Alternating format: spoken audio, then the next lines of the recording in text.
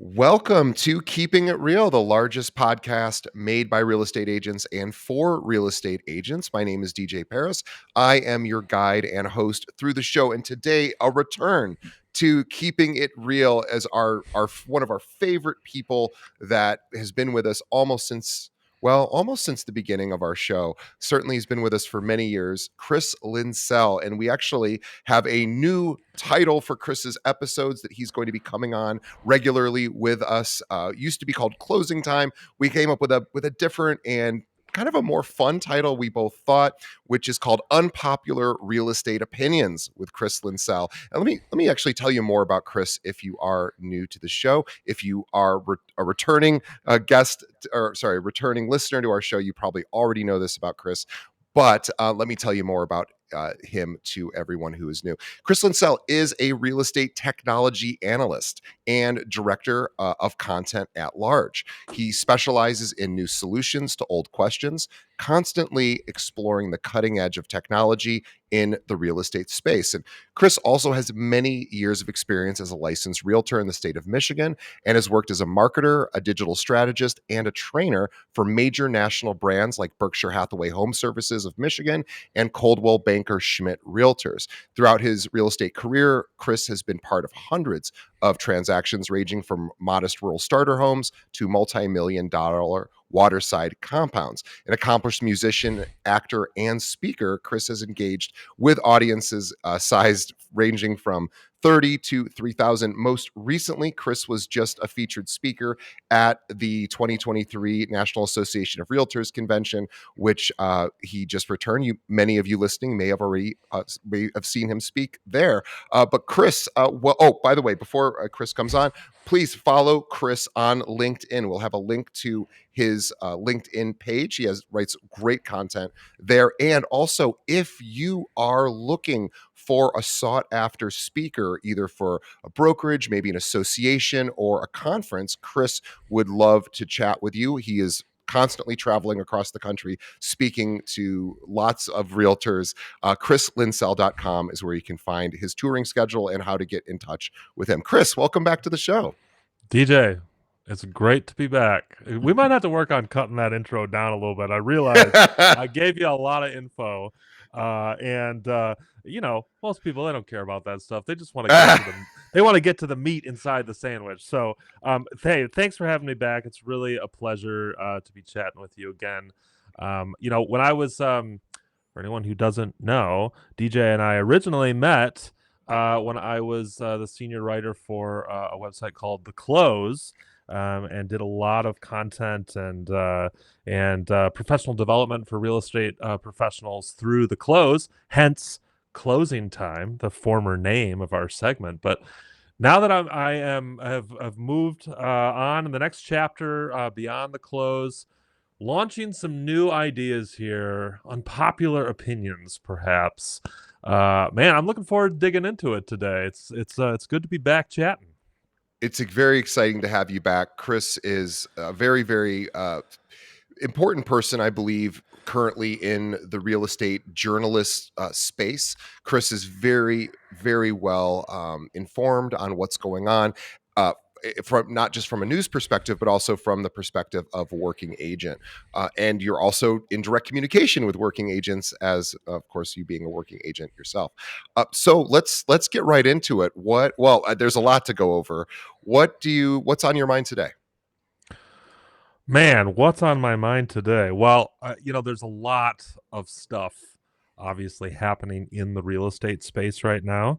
Um, I think it's important for real estate professionals right now to realize that we're currently, I don't know if you've ever seen the video of this. We are currently standing on the beach watching the water get pulled away from the shore, like what happened in, I think it was in Thailand, when there was this earthquake, out in the ocean. Everybody standing on the beach was watching the water recede. Like there was waves that were getting pulled back, like the tide was going out, and everyone was like, "What the heck is going on? It's pretty quiet in here right now, but there's no water like we're used to." All of that water in this video is building to a giant wave that's going to come crash over the beach. And right now, I have this kind of gut feeling that real estate might be going through that scenario. We're all standing on the beach. It's relatively calm. There's, it's not perfect, but we're not getting splashed right now. But pretty soon, we're going to face some challenges as an industry, challenges that we haven't faced in a long, long time, maybe ever. And it is time for real estate professionals to start thinking about this because we're about to get wet, as the saying would go. But I'm here to talk about why we might get wet and to tell people where they can buy their surfboards, because just because the waves are coming doesn't mean that you can't be successful either.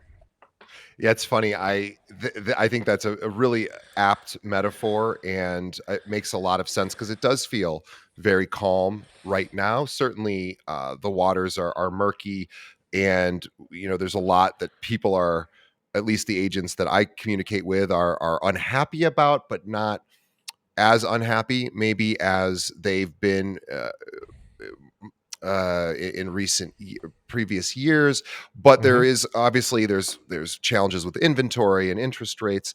I saw Jamie Dimon yesterday from Chase had basically said, yeah, recession's coming. So Mm-hmm. that was depressing to see. That usually, I don't know, whatever Jamie Dimon says, I usually think is probably close to accurate, but he is not an economist either, so who knows. But he has a team of them working for him. But yeah, we Mm-hmm. would love, let's talk about where that kinetic energy is building right now Yeah. out in the surf, and Yeah. when it's going to come crashing into us, and what we can do to Sure. sort of brace ourselves for it.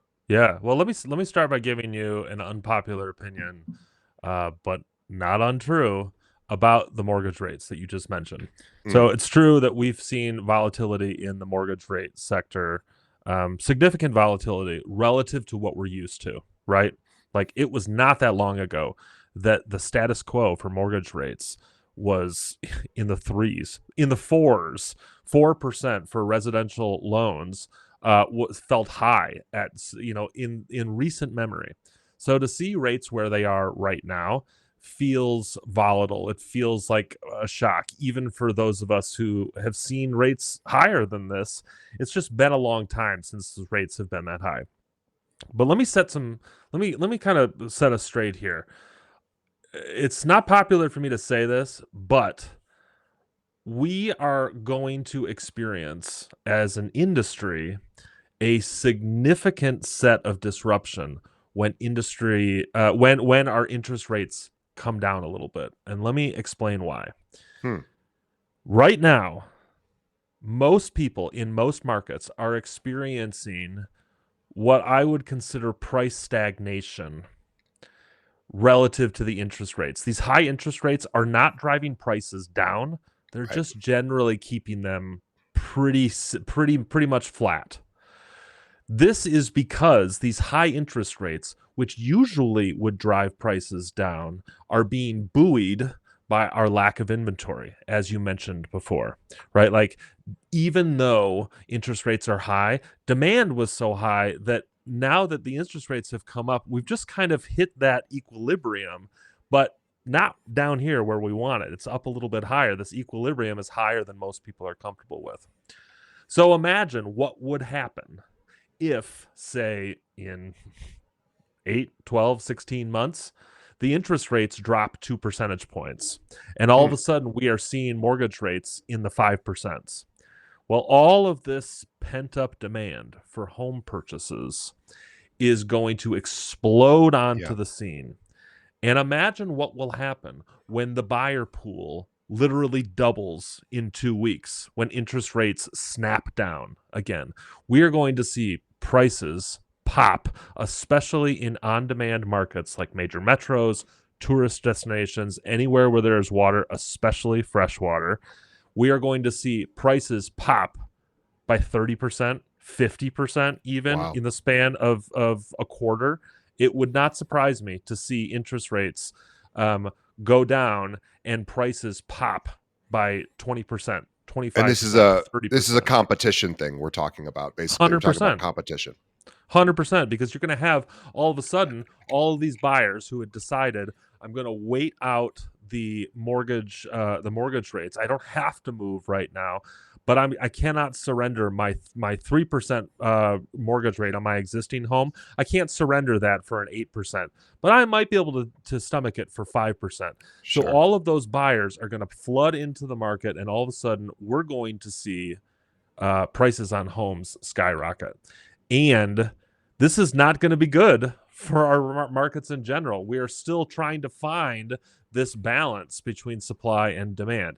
So, an unpopular opinion, all of that to say is the following: this is actually an amazing time to buy a home for buyers, because if you have the capital to be able to temporarily brace the existing payments thanks to the mortgage rates that are elevated, you have low competition and flat prices, which means your search process is relatively predictable. You could, if you bought a house right now, if those mortgage rates, like we're all predicting, pop down by 2% in the next 24 months, you can refinance that house, but you cannot refinance the price of the house. If you want to wait, if you cannot lock in today's price and then wait to buy it for 2 more years. You got to lock in at both places, but you can refinance that rate even though it's a little higher than you're used to. Now, not everybody has that opportunity. I recognize this. This is another reason this is an unpopular opinion. Not everybody has the opportunity to go in at the higher mortgage rate because capital is tight. I totally get that. So this isn't something that applies for everyone. But if you are working with buyers right now, it is time to start framing this situation as an opportunity, because genuinely, I hate to say it, I don't think it's going to get easier for buyers. In fact, I think it's going to get harder. And right now is the time that buyers agents should be counseling their clients to say, now is the time if you want to strike on these sorts of things. It's time to be active in the market right now. I agree. I think that I would love to see a calculator. And by the way, if one of our listeners is so skilled in their in math to create this, but I would love to see, based on some of the assumptions you just mentioned, what that break even point is for when it doesn't make sense to purchase in a higher interest rate, low competition environment like now. Which because and then assuming that at some point in the next several years you may be able to refinance down to a lower rate if rates do in fact decrease, which we would hope they will. But you're right that the as the value or as the price as the interest rates come down, of course, competition will be increased. So I think you're right. This is I think a huge opportunity for agents to just explain to their buyers money is just more expensive right now. It's just a little bit Yep. more expensive. And here's the good news. The bad news is yes, it's going to cost you more to get a place currently as far as the if you're borrowing. But you have not only less competition, as Chris said, prices are relatively flat, and a less competition. And then, as interest rates, of course, increase, you're able to, or decrease, you're able to refinance, hopefully in the future. But you're basically going to get a better price today just based Mhm. on competition. Yeah, 100%. 100%. Now, I want to layer in another unpopular opinion that goes along with this one. We're talking about, I mean, it's easy to talk about the mechanics of our market, because we're all kind of watching. I mean, most MLSs, you can see what's closing, you can see when it's closing, you can understand the volume of your market, you can understand it relative to the historics. So most of us can see that stuff pretty evidently if we're looking for it. But let me add in a layer of kind of uh, unpopular opacity, if it will, something to kind of cloud things a little bit, which is the the added element of technology, specifically AI, in this conversation. I know it's unpopular to say this, but AI is coming for your job. And let me be more specific. You're not going to get replaced by AI, but you're going to get replaced by somebody who uses AI very soon. Like, I'm not kidding. In the next 36 months, this is going to be a real consideration for people. And let me tell you why I think that this is true. we have seen an unprecedented acceleration in terms of the path of AI. DJ, I don't know if you saw this or not. So if you did, I'm gonna give you a gimme here, and if you didn't, then we'll go from there. How long do you think we've been talking about Chat GPT? How long do you think this tool's been on the scene for us? How long has it been on the scene? I don't Like know. I yeah. How long has it is been a that how part long of has it been in the conversation? zeitgeist? Yeah. I'd say year, maybe year and a half. It just ChatGPT became available to the public just barely a year from when we're recording this. It's been available to the public 1 year and 1 day from today. It feels like we've been talking about this for a long time. Because, I mean, a year's a long time, but we've also been really intensely talking about it. And one of the reasons we've been really intensely talking about it is because it has developed so fast. Think about where we were a year and a half ago. Nobody was even thinking Yeah. in the context of technology, how can I use AI to improve my real estate business? And now, I mean, I'm not going to sugarcoat it. I have spoken to literally thousands of realtors over the last just 3 months about how AI will affect their real estate business. And let me tell you, things are not slowing down. Things are speeding up. It is very reasonable to believe that a year from right now, AI will be unrecognizably powerful relative to what it is right now. So, if you are thinking to yourself, this is a technology that will not affect me and my business, you are akin to the realtors who in the early 2000s thought, nah, there's just no way that a company like, what are they called? Zillow, there's no way a company like that could affect my real estate business. Of course, people are still going to want to come in my office and flip through the phone book that was the MLS then. If you are one of those people, you're fooling yourself. AI and somebody who's using it is coming for your job. And if you're not prepared for that, 3 years from now, you're going to be doing something else. Yeah, I mean, it's even AI has even changed the way that I search the web because now, Mm-hmm. for the most part, I will. Well, I'm trying to think if this is a true statement for me. It's close enough to true. Most of the time, I will go to ChatGPT with my query before I'll go to Google. And Mm. that is only going to, and Google's developing their own. They have Bard, they have their own AI, but eventually, we are going to stop submitting even search queries the way that we're doing now. It's ChatGPT already has voice input, and that's going to continue to develop. And people are going to just start getting accustomed to talking to their devices and asking for information. I do it almost every day. The way I think about it is, I don't know if it goes back to the Odyssey, but this whole or wherever whatever mythology this is, but the Oracle at Delphi, this Greek mythology thing, I Mm-hmm. have that now, and or at least a version of that, and I Mm-hmm. speak to it all the time. And I'm curious in how you think that may impact a realtor's job because you Well, mentioned, yeah, like how yeah, yeah. what, yeah, Well, I mean, I'll start off by saying this is not an exaggeration. My children speak to, and I don't want to say it out loud, our smart speaker.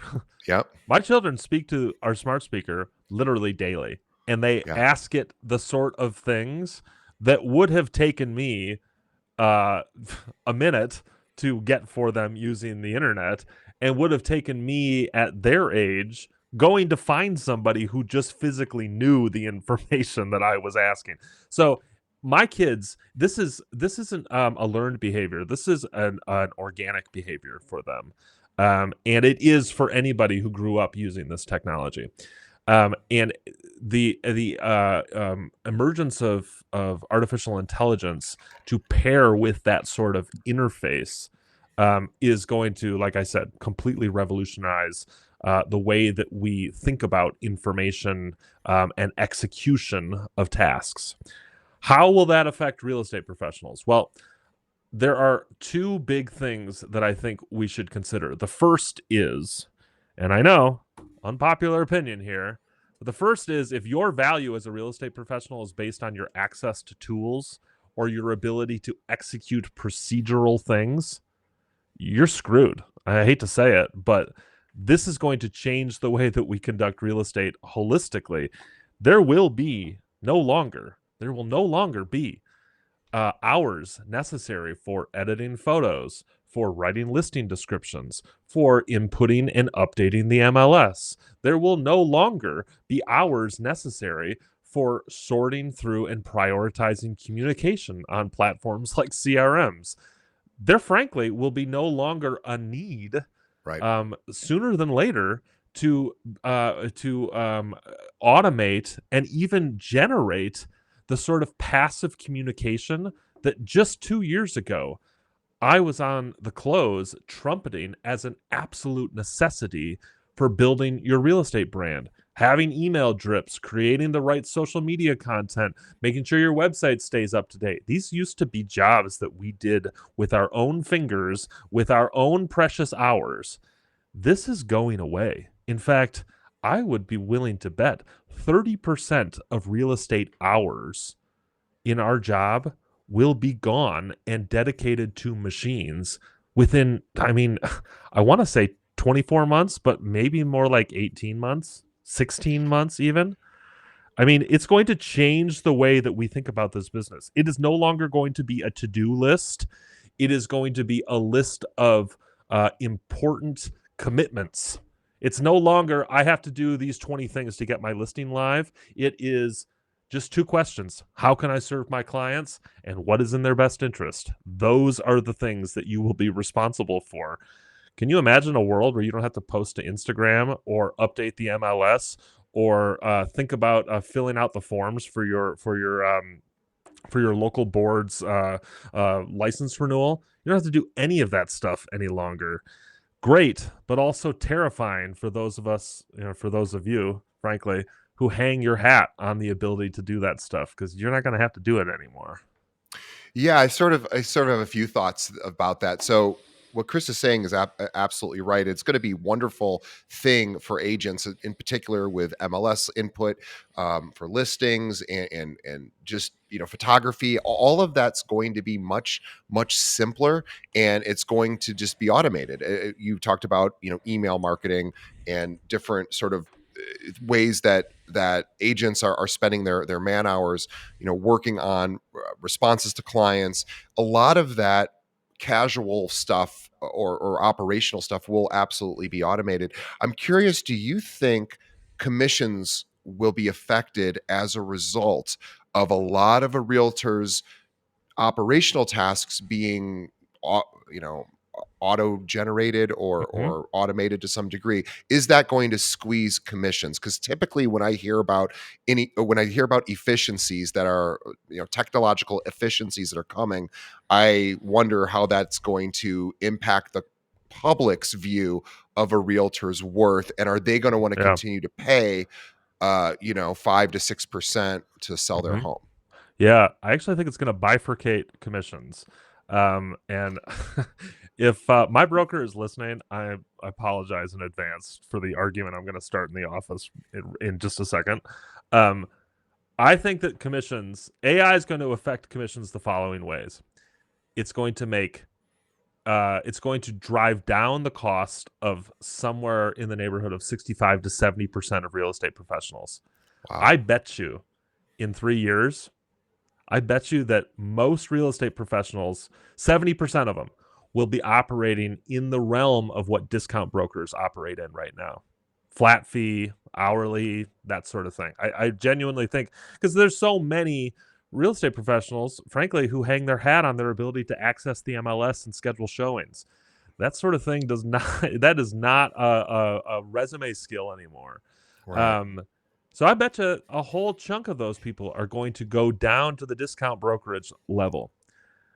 The other percentage, the other 15, 20, 25 maybe percent of commissions or of commissioned agents are going to get paid more. And Interesting. let me tell you why. Because Right now, these agents are kind of in the mix with everybody else here. It's difficult to separate this wheat from the chaff, but AI is going to make it abundantly clear who has the skills necessary to really serve their clients and their clients' needs on a personal and dynamic and individual basis. It is going to be the difference between a dedicated, like, think about it this way: the agents who are going to be in this top performers. These are your personal physicians who know your health and wellness inside and out. They know every square inch of your medical record, and all the rest of these people are going to be WebMD. So you are going to have the opportunity to either have the most premium service available, or you're going to essentially have a self-service experience where somebody is just facilitating access to the platforms that you need. Now, what are the downstream effects of that? It could be, hate to say it, it could be a bifurcated experience for a lot of consumers, that only the rich get this premium hands-on experience, and all the rest of us get this self-service experience. But let me unlock this as an opportunity for anybody who is thinking about where they fall in here. There is an incredible opportunity for anybody who wants to provide that 5-star service to those who don't think that they either deserve it or can afford it. Yeah. You have a chance to bridge that gap, to become, all of a sudden, like think about when luxury brands all of a sudden create a line of products that are accessible on multiple price levels, but with the same level of service and integrity. It is a transformative moment for those businesses. They quadruple or sometimes 10x their business. You could do that. It's just a matter of understanding, how do I provide that level of service? How do I make it accessible to other people within the market? How do I make it so I am not just serving the elite of the elite? There's so much opportunity there. How would you recommend somebody would start to think about providing or increasing the amount of service they provide? We talked about, you mentioned the sort of white glove service, this Uh-huh. 5-star service. Uh-huh. How does an agent start to evaluate, am I providing that? And if not, what steps should I start to take to improve? Well, I mean, I think honestly, this kind of dovetails very nicely with some of the conversations I've been having and other people have been having around the effect of these lawsuits that have recently been levied and have hit inflection points against the National Association of Realtors. If you're not in the loop on that, I don't know where you've been, but uh, long story short, National Association of Realtors was found uh, uh, liable for promoting practices that were seen as uncompetitive, or that were uncompetitive. That's what the verdict was. Essentially, that It was uh, collusion, essentially, yeah, correct? collusion, tied to the way that we pay buyers agents specifically, and just the commission structure in general, promoted by the National Association of Realtors. And let me see if I understand, because I have a Yeah. very rudimentary understanding of Uh-huh. why the system was set up the way it was, why it's a problem now. I guess that's maybe where we could start. So my understanding is that the way that this was set up for to encourage home ownership was to say, okay, we're gonna do a basically you pay it when you leave scenario, so that as a first time home buyer, which we want to encourage in this country, we're going to the buyer technically isn't going to shell out, write a check for the realtor's commission to their agent when they purchase a property. That is going to be paid technically by the seller, who is going to write that check to both agents, if there are two agents. And then when that home buyer goes to sell their property, they're then going to pay back into the system that they. So my understanding is it was a way to encourage or incentivize homeowners who didn't want to or weren't able to bring, this commission to the table to close to buy a home, and then they're going to basically pay back into to it when they sell. Yeah, that's certainly the kind of that's the National Association of Realtors explanation for sure. Not to say that you're puppeting that viewpoint, but that's definitely the argument that they used. I don't think that that's a perfect argument, nor do I even think it's really a fair characterization, frankly. Agreed. Um, Yes, it's. But I would say that was the idea, right? That the National yeah, yeah. Association of Realtors will say is hey, and the challenge with that is it's not really how it works, because the way that commissions, yes, technically the seller is going to pay the commissions. However, it's all baked into the price anyway, so it really is being shared Mhm. by the buyer and the seller, regardless of who's actually writing the check.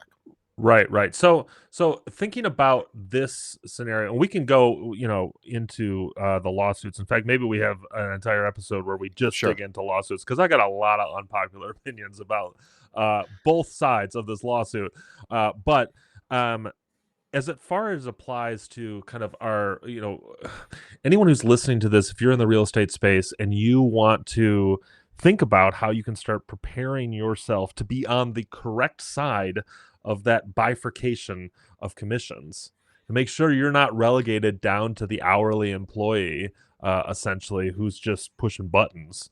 Um, One of the things that you can do right now is to start thinking about not just not just your commissions and your lead database and the clients that you serve, not just thinking about these things as individual transactions, but about thinking about them as an overall building of your portfolio of expertise. And let me give you an example of what I mean here. It is rare that you have a successful attorney who has on his card something like John Q. Attorney, good at law, all of it. Like they don't just that's not the way that expertise is built. Same with your doctor, frankly. You do not have a doctor who's like John Q. MD, I know the whole body. And now, doctors they need to know the whole body, generally speaking. Lawyers need to know the whole law, generally speaking. But these are not the people you pay the big bucks to, nor are they, frankly, the people that you would go to if you have a very specific question about a very specific thing, lawyer, medical, or otherwise.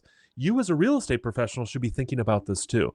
Each of the clients that you take right now should be a part of building this portfolio of expertise such that you have a reason to say, I am John Q. Realtor, expert in blank. It is no longer acceptable to say, I am John Q. Realtor, expert in real estate. We're all experts in real estate.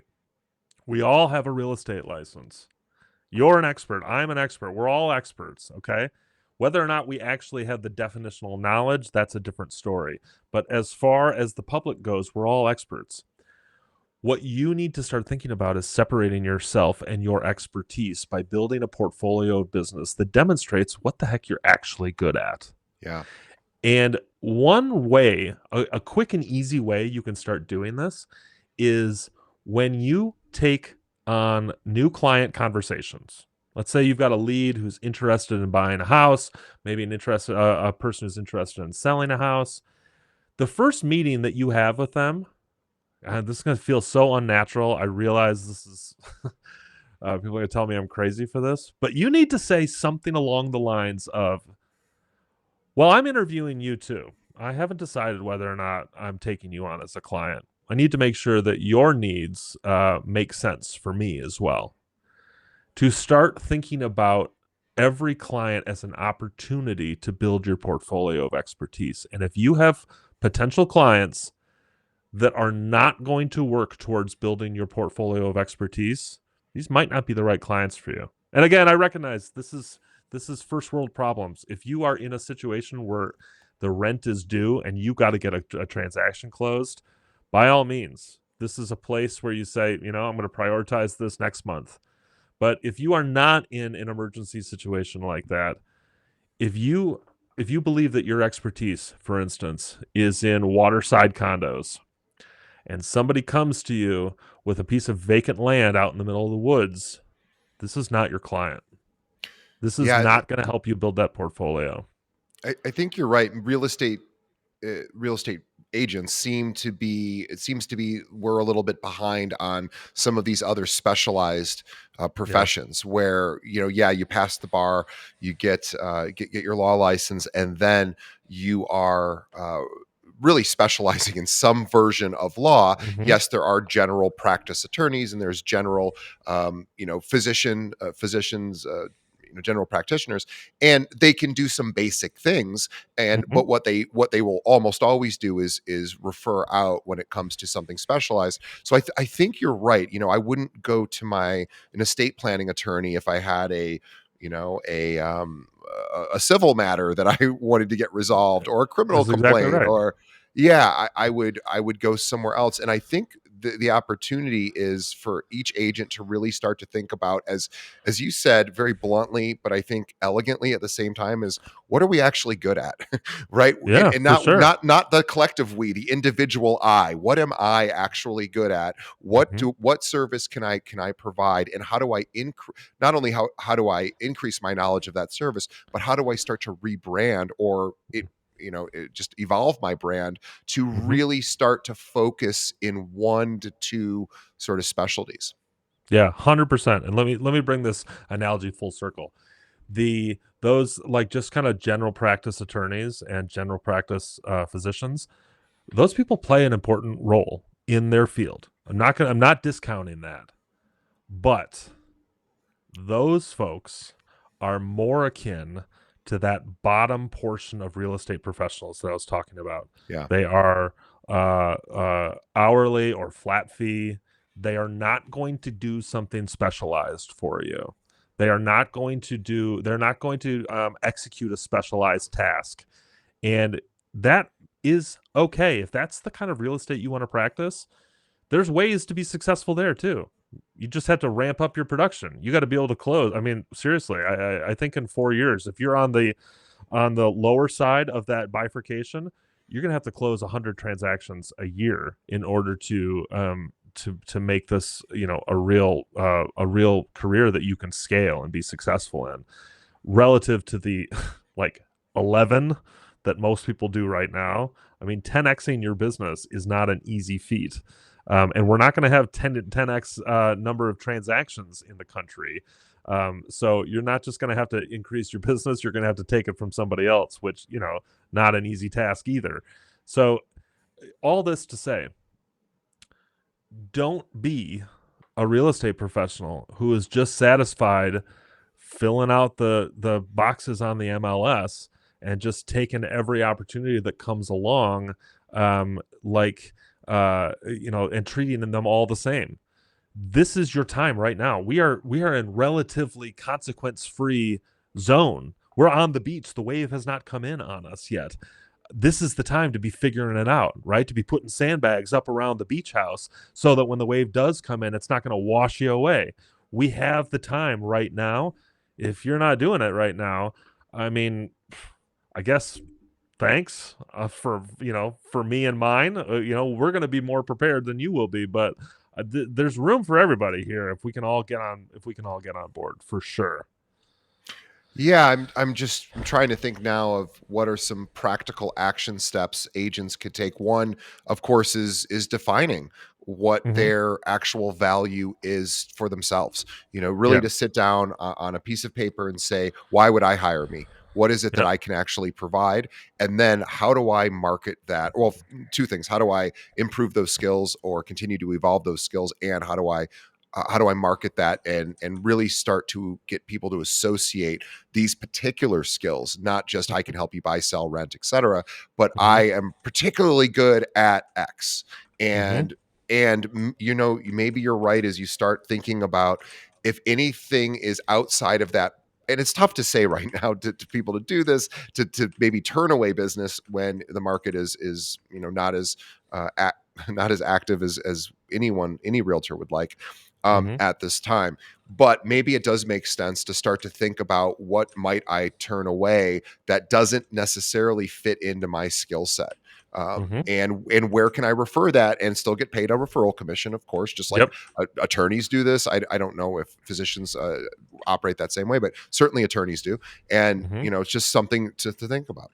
Yeah, for sure. I mean, one practical step you can do right now is, and let me be totally clear. I'm not suggesting that when I what my this strategy. I'm not suggesting that this strategy is exclusive, meaning this is the only thing that you should do. But one thing that you can do right now is get together a collection of your colleagues who all specialize in different things to essentially create a referral chain to be Yeah. able to say, I'm good at condos. You're good at vacant land. You're good at luxury. You're good at first time buyers. You're good at first time sellers. We need an opportunity to create these referral relationships such that we don't lose. It's not about losing business. It's about appropriately allocating the people who need a podiatrist to the podiatrist and the people who need an optometrist to the optometrist. It is not a matter of giving up business. It's a matter of getting it to the right places. And if you find yourself in a situation where you're like, oh, well, nobody's sending me referrals. No, I don't have anybody to service right now. It's an indicator that your niche is too small for your market. If you do not have anybody that you are good, if there's no clients for what you're really good at, you have a skill that nobody is utilizing that is not necessary for your market. And that's a clear sign that you need to either switch, expand, or team up with somebody. And this is the kind of the last thing that I would add in this situation is I think we are going to see the emergence in the next 3 years of um, a, I don't want to say a renew. Well, maybe I do. We're going to see an emergence, a renewed importance, emergence of real estate teams and how teams address the needs of their clients. Both because it allows real estate professionals to work together to be able to offer that premium service in a way that they wouldn't necessarily be able to do individually. And we're also going to see these teams emerge as vehicles for stability, to be able to generate leads together, to be able to use technology tools together, to be able to share the burden of the business across multiple people. I mean, teams are a pretty popular model right now. It wouldn't surprise me if we see um, a dramatic increase in these what people are calling team ridges, like brokerages that just focus or function as big teams. I think that might be a thing pretty soon. Yeah, it seems like it should be. And this idea of just subspecializing and merging, different practitioners together into a team, it's already happening. It's been happening for years. And Mhm. now with the additional sort of pressures of technology that are coming to sort of reduce the need for the general practitioner Mhm. and increase the need for the subspecialist.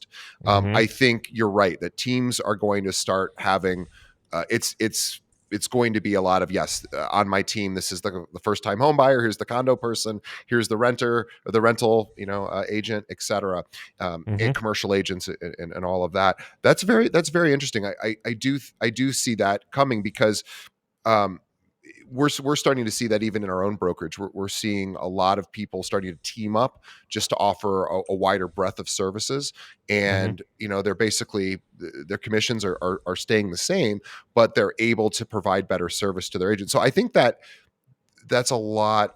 I think it's a great place to sort of stop for today because it's really a lot for our audience to think about, is really to start mapping out what does if I were to specialize in a couple of areas of real estate, what would that look like? Where Mhm. and what would I need to adjust in my business right now to find more of that? How do I find more clients that are first time condo buyers in my market? Mhm. Or, and it could be also too, like, I work with young families. It doesn't necessarily have to be a specific type of transaction. It could be a specific type of individual or group of individuals that you enjoy Mhm. working with, but Mhm. creating some sort of specialty and really thinking about how do I penetrate that market through my expertise Mhm. and through marketing. And I also think too, if you're not sure what you're best at, the best, because I think a lot of us, we may have either an inflated sense of self or a deflated sense of self, but it might not be always the most accurate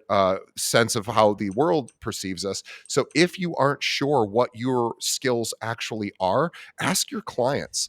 Ask Mm. them, in a way, say, I'm trying to revamp my marketing. I would just love to know if you were to think about why you chose me, and Mhm. what was it about your experience with me that that led you to have a happy experience.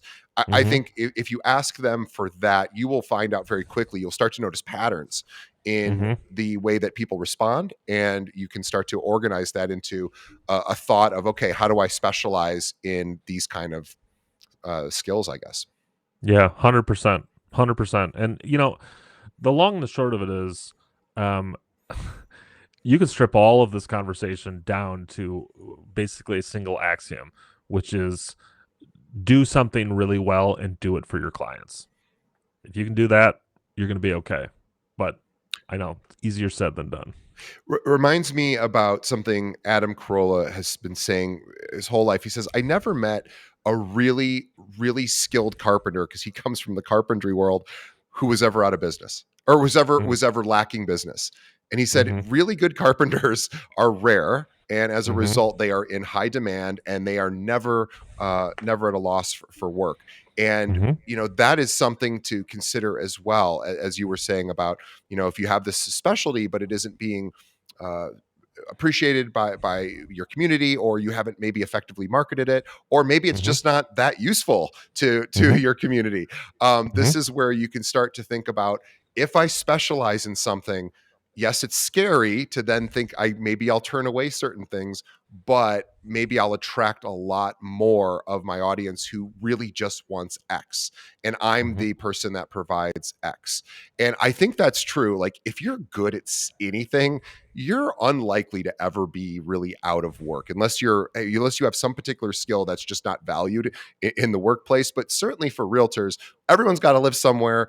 Almost Mhm. 93% of all homes, I believe this is accurate, all homes sold are sold through a realtor in the United States, something like that. So they're still utilizing realtors. So now it's time to think about, what can I specialize in, and how do I get so good at it that I'll never have to really worry about being out of work. It's kind of like become unfireable if you have a boss. And the way Mhm. that they say that is, provide so much incredible value. I mean, it's so simple, but it's hard to do. But if you provide so much value at your company, even if you get fired, you're going to get picked up by someone else who sees your value. So I think that's just a really great thing. It's time to increase skills, I guess, is what we're Big saying. time. 100%. And you said it perfectly. Become unfireable. Guys, we are our own bosses in real estate. Become unfireable from your own business. That's the I love it. That's the best way to leave this, I think. All right. Well, Chris, we are so happy to have you back, and Chris is going to be coming on regularly as he was before. Unpopular Real Estate Opinions with Chris Linsell, for all things Chris, to see his touring schedule, to learn more about what his current thoughts are. Go to his website, chrislinsell.com. You can also book him. If you work, in particular, if you are volunteering at your local association or state Mhm. association, or you're part of the national association, Chris has spoken to many associations all over the country. So Mhm. consider him for your next speech. Or if you have a brokerage, he would be happy to speak with you about that as well. Also, follow him on LinkedIn, Chris Linsell. Just find him on LinkedIn. We'll have a link to both of those, his website and LinkedIn, on the show notes. Chris, welcome back. We are so happy to have you, and we will see everybody on the next episode. Thanks, DJ. See you soon.